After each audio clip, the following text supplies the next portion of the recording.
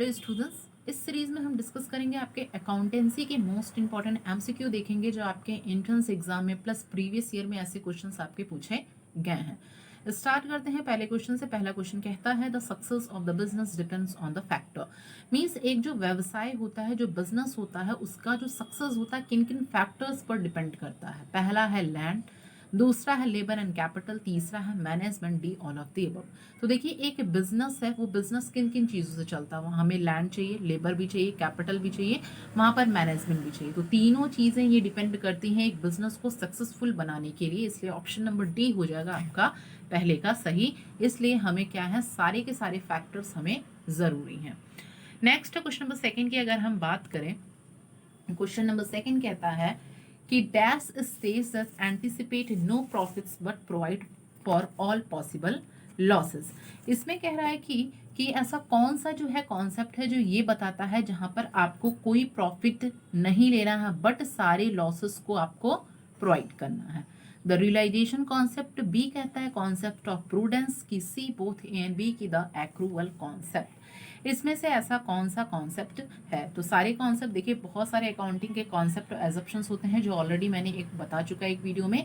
जैसे business entity concept होते हैं, मनी मेजरमेंट कॉन्सेप्ट होते हैं, गोइंग कंसर्न कॉन्सेप्ट होते हैं। ये सारी चीज़ें जो अकाउंटिंग के कॉन्सेप्ट्स हैं, अकाउंटिंग के कन्वेंशंस हैं, बुक कीपिंग, ये सारे आपके बहुत ज़्यादा इंपॉर्टेंट टॉपिक्स हैं। तो इन सारी चीज़ों को आप बिल्कुल पढ़कर जाएं। तो देखिए यहाँ पर जो आपके ये सारे कॉन्सेप्ट्स होते हैं, यहाँ पर आपका एक्रूवल कॉन्सेप्ट क्या होता है पहले समझते हैं। यहाँ पर दिया ना कि the accrual concept. Accrual concept क्या होता है, ये कॉन्सेप्ट में कि जो भी आपका रिवेन्यू है, मीन्स जो भी आपका रिवेन्यू है, एक्सपेंसेस है, वो आपने पहले आइडेंटिफाई करना है कि किस अकाउंटिंग पीरियड का है, उसी के अंदर उसको रजिस्टर करना है, ये दर्ज करना है। ये रिलेटेड होता है एक्रूवल कॉन्सेप्ट से। मतलब ये कॉन्सेप्ट किससे रिलेट करता है, किससे, रिवेन्यू एक्सपेंसेस से, कि किस अकाउंटिंग पीरियड में हम उसे दर्ज करना है। दूसरा कहता है यहाँ पर concept of prudence. What is, पहले रियलाइजेशन कॉन्सेप्ट को समझ लेते हैं कि रियलाइजेशन जो कॉन्सेप्ट होता है वो क्या होता है। देखिए बिजनेस एंटिटी भी आपने पढ़ा होगा कि बिजनेस में क्या एक सेपरेट एंटिटी होती है, ट्रीट किया जाता है। मीन्स बिजनेस और ऑनर की दोनों एंटिटी अलग होती है। मनी मेजरमेंट कॉन्सेप्ट आपने पढ़ा होगा कि अकाउंटिंग में वही ट्रांजैक्शन और इवेंट को इंक्लूड करते हैं जो मनी के टर्म्स में हो। गोइंग कंसर्न कॉन्सेप्ट ये होता है जो कॉन्सेप्ट को कंटिन्यूटी बोलते रहते, मतलब वो चलता रहता है, ठीक है। और अकाउंटिंग पीरियड जिसे हम अकाउंटिंग पीरियोडिसिटी कॉन्सेप्ट भी बोलते हैं, टाइम कॉन्सेप्ट भी कहते हैं, कॉस्ट, ठीक है। मीन्स अकाउंटिंग पीरियड कॉन्सेप्ट के बेसिस पर हम इनकम स्टेटमेंट और पोजीशन के स्टेटमेंट को साल के एंड में प्रिपेयर किया जाता है, ठीक है। तो दिस इज कॉल्ड आपका क्या हो जाएगा, आपका ये realisation concept of prudence. Matching वही रिकॉग्निशन कॉन्सेप्ट जो यही होता है आपका कि इसमें क्या होता है, किसी भी रिवेन्यू को ऑर्गेनाइजेशन में रिवेन्यू अर्न करती है, उसको कब हम अर्न कब मानेंगे, उस ट्रांजेक्शन में एंटर्ड हुई है या नहीं, ठीक है। तो इसका ऑप्शन होगा option number B, that is a concept of prudence. हमें यही बताता है कि no profits, anticipate no profits, but क्या करें, हम सारे लॉसेस को प्रोवाइड करें। नेक्स्ट क्वेश्चन नंबर 3 है लुका फ्रेपेसियोलो। देखिए लुकास फ्रेपेलो मैंने ये ऑलरेडी बता चुका है, डबल एंट्री सिस्टम, दोहरा लेखा प्रणाली मैंने जब पढ़ाया होगा। तो ये एक कैसे मैथमेटिशियन थे, इटालियन थे, इंडियन थे, कि अमेरिकन थे, कि नन ऑफ द अबव। तो लुका फ्रेपेसियोलो जो थे वो इटली के वेनिस नगर में 1494 में स्टार्ट किया गया था डबल एंट्री सिस्टम। और बेसिकली ये क्या थे, ये एक अमेरिकन मैथमेटिशियन थे। इससे रिलेटेड जो इंपॉर्टेंट पॉइंट्स है वो मैं बोल रही हूँ, इसीलिए आप उसको पेन कॉपी लेके ज़रूर लिखें।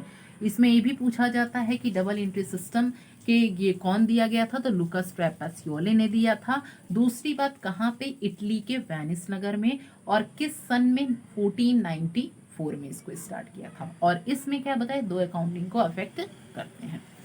नेक्स्ट है क्वेश्चन नंबर 5 है वाउचर कैन बी। वाउचर जो होता है वो कितने टाइप्स के होते हैं, 2 टाइप्स के, 3 टाइप्स के होते हैं, 4 टाइप्स के, कि 6 टाइप्स के। तो मैंने ऑलरेडी वाउचर पे भी एक डिटेल कंप्लीट थ्योरी सेशन लिया है। वाउचर जो होता है एक डॉक्यूमेंट्री एविडेंस होता है। डॉक्यूमेंट्री एविडेंस होता है किसी भी बिजनेस के ट्रांजेक्शन को परफॉर्म करने के लिए। क्या होता है, वाउचर एक डॉक्यूमेंट्री एविडेंस होता है for performing any business transaction. मतलब वाउचर एक तरह का डॉक्यूमेंट होता है जो एविडेंस या प्रूफ के प्रूफ पे काम करता है, ठीक है। और यही वाउचर आपके दो तरह के होते हैं, एक कौन सा होता है आपका कैश, एक कैश वाउचर, और दूसरा होता है आपका नॉन कैश, ठीक है। एक होता है कैश वाउचर और एक होता है नॉन कैश वाउचर। तो कितने टाइप्स के होते हैं, दो टाइप्स के होते हैं। अब कैश वाउचर में वही होता है डेबिट वाउचर और credit voucher. Means debit voucher में आपके जितने भी कैश के पेमेंट्स होते हैं और क्रेडिट वाउचर में जितने भी आपके कैश के रिसिप्ट्स होते हैं। नेक्स्ट क्वेश्चन नंबर 5 की बात करें, there are the dash elements of the profit and loss account. कितने तरह के एलिमेंट्स होते हैं हमारे प्रॉफिट एंड लॉस अकाउंट में, 2, 3, 4 की 5। काफी सिंपल क्वेश्चन है, तो कितने एलिमेंट्स होते हैं, दैट इज 2। नेक्स्ट है क्वेश्चन नंबर 6 है द जो टर्म क्रेडिट, जो टर्म क्रेडिट है उसको हम किस, the term credit is derived from, किससे इसको डिराइव्ड किया गया है, French word, Greek word, Latin word की नन ऑफ दी अब। तो जो टर्म क्रेडिट है, आप लोगों ने जाना होगा, क्रेडिट और डेबिट पढ़ा होगा। क्रेडिट का मतलब क्या होता है, credit means it refers to the right side of an account, ठीक है। Right side of the account हम लिखते हैं जिससे हम CR से डिनोट करते हैं, ठीक है। और तो ये इसको किससे लिया गया है, इसको लिया गया है आपको एक लैटिन शब्द से लिया गया है। नेक्स्ट क्वेश्चन नंबर 7 है, dash is the residual interest of the honours in assets over liabilities, expenses, income, equity की नन ऑफ दी अबव। तो कौन सा इसमें से एक रेजिडेंशियल इंटरेस्ट होता है owner in assets over liabilities, तो इसका क्या हो जाएगा, option number D, none of the above. ना तो एक्सपेंसेस, ना तो इनकम, ना तो इक्विटी। नेक्स्ट क्वेश्चन नंबर 8 है, dash records goods return to the supplier.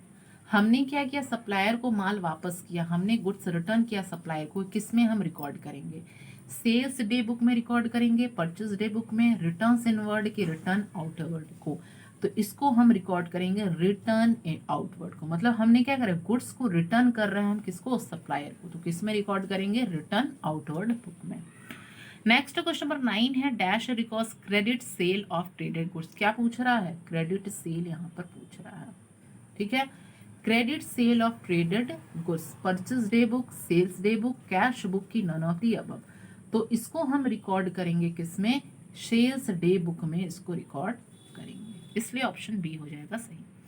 Next question number 10 है, dash of the cash book is not balance. इसमें से कौन सा कैश बुक बैलेंस नहीं करते हैं, डिस्काउंट कॉलम, बैंक, कैश की all of the above, that is option number 8, discount column. Next question number 11 है, there are dash types of primary books. Primary books कितने तरीके के होते हैं, 2, 4, 6 की 8। तो कितने तरह के होते हैं primary, that is of 2 types. आपको दोनों के नाम आपको कमेंट बॉक्स में पिन करने हैं। नेक्स्ट क्वेश्चन नंबर 12 है, जो सफिक्स है C/D क्या डिनोट्स करता है, carry down, count down, credit या डेबिट की नन ऑफ दी अबव। तो देखिए जब आप क्या करते होगे, बैलेंसिंग करते होगे, तो क्या करते होगे यहाँ पे, कैरिड डाउन, इसका मतलब क्या होता है, carried down, that is option number A. अगर यहीं पे आपको एग्जाम में पूछ सकता है B/D, तो इसका मतलब क्या हुआ, ब्रॉट डाउन, ठीक है। C/D का मतलब क्या हुआ, कैरिड डाउन, और B/D का मतलब हुआ ब्रॉट डाउन। नेक्स्ट है, which of the following is the book of secondary entries. इसमें से कौन सा ऐसा है जो कि एक बुक होता है सेकेंडरी एंट्रीज का, posting, ledger, account, none of the above. तो देखिए पहले हम क्या करते हैं, जर्नल। जर्नल क्या होता है, प्राइमरी बुक। सबसे पहले सारी चीजें डेली की डेली ट्रांजेक्शन हम जर्नल में रिकॉर्ड करते हैं, उसके बाद किस में रिकॉर्ड करते हैं, फिर अलग अलग अकाउंट में हम उसे क्या करते हैं, लेजर में। तो लेजर क्या होता है आपका, सेकेंडरी एंट्रीज होता है, that is option number B. Next question number 14 है, the account mentioned by the bank for its customer. वो अकाउंट जो हम मेंशन करते हैं बैंक फॉर इट्स कस्टमर, वो पेन स्लिप होता है, पासबुक होता है, मिरर वर्जन होता है कि नन ऑफ द अबव होता है। तो जो अकाउंट मेंशन किए जाते हैं